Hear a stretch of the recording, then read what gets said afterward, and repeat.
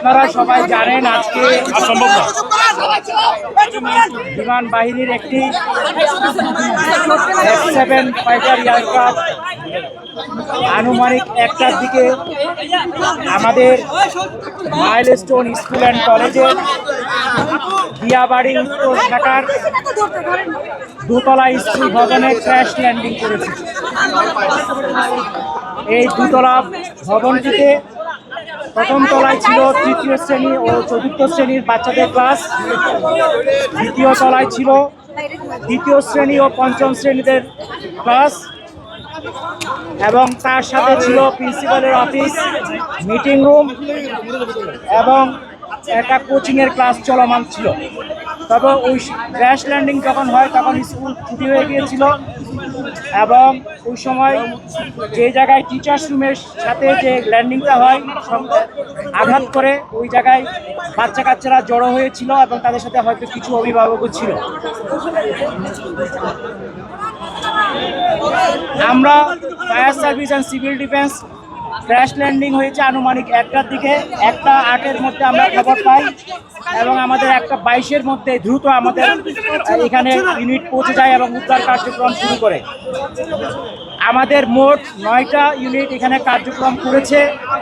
বর্তমানে আগুন সম্পূর্ণ নির্বাপন অবস্থায় আছে এবং আমরা উদ্ধার কার্যক্রম চালাচ্ছি। উদ্ধার কার্যক্রম একটু আগে আপনারা দেখেছেন ট্রেন নিয়ে যাওয়া হয়েছে এয়ারক্রাফটের পিছনের যে ফিউজিলাজ বলে ওই অংশটাকে টেনে বের করার জন্য। ওটা বের করার পর ফাইনালি সার্চ করলে আর কোনো ডেড বডি আছে কিনা সেটা আমরা জানতে পারবো। এখন পর্যন্ত আমাদের 6টা অ্যাম্বুলেন্স ছাড়াও আশেপাশে অনেক অ্যাম্বুলেন্স ব্যবহৃত হয়েছে এবং ঢাকার বিশেষ করে সিএমএইচ ঢাকা মেডিকেল কলেজের বার্ন ইউনিট এবং বাংলাদেশ মেডিকেলেও অনেককে আহত অবস্থায় নিয়ে যাওয়া হয়েছে বিভিন্নভাবে। আমাদের হিসাব অনুযায়ী এখন পর্যন্ত আমরা 19 জনের ডেড বডি উদ্ধার করেছি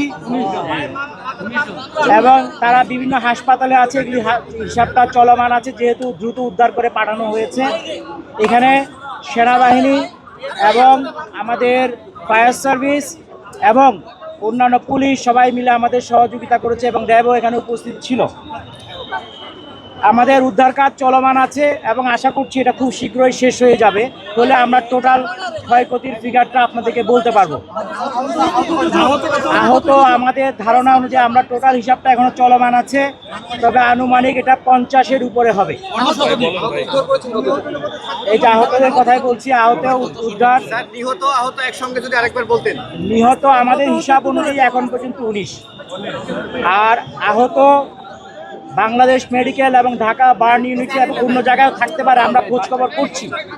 এটা 50-এর উপরে হবে মনে হয়। নিহতের সংখ্যা 19,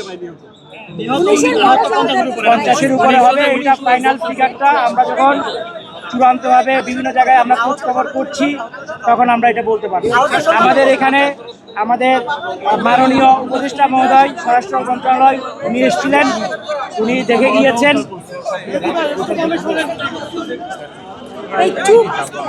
এই ছিল আজকে এখন পর্যন্ত আপনাদেরকে দেওয়ার মতো সংবাদ। এটা একটি দুঃখজনক ঘটনা।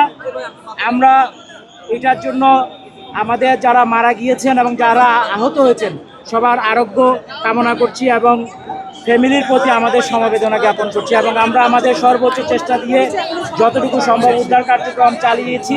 সবাই মিলে সহযোগিতা করেছে, ভলান্টিয়াররা সহযোগিতা করেছে, স্থানীয় কলেজ স্কুল কলেজ প্রশাসন সহযোগিতা করছে। সবার মাধ্যমে আমরা কাজটা মোটামুটি শেষ পর্যায়ে নিয়ে এসেছি। যারা নিহত এখনো তাদের পরিচয় আমরা জানতে পারি।